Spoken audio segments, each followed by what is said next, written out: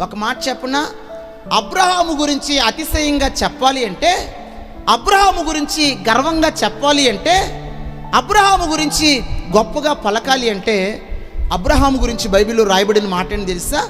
అబ్రహాము ఎక్కడికి వెళ్ళినా, ఏ దేశం ప్రయాణం చేసినా, ఎక్కడ నివాసం చేసినా బైబిల్లో రాయబడిన మాట, అబ్రహాము ఎక్కడికి వెళితే అక్కడ ఒక గుడారాన్ని వేసాడంట.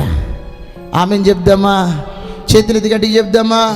ఈరోజున నీ గుడారాన్ని కట్టుకోగలిగితే, ఈరోజున పాడైపోయిన నీ గుడారాన్ని మరలా బాగు చేసుకోగలిగితే, పడిపోయిన నీ గుడారాన్ని, ఏ విషయంలో పడిపోయావో, ఏ విషయంలో చెదిరిపోయావో, ఏ విషయంలో కలవరపడ్డావో, ఏ విషయంలో దిగజారిపోయావో, ఆ విషయాలన్నీ కూడా వాక్యపు వెలుగులో నిన్ను నువ్వు సరిచేసుకొని నీ గుడారాన్ని మరలా ప్రభువుకు అప్పగించి కట్టుకోగలిగితే, ఆ గుడారములో అసాధ్యమైన కార్యాలు సాధ్యపరచబడతాయి. హల్లెలూయా!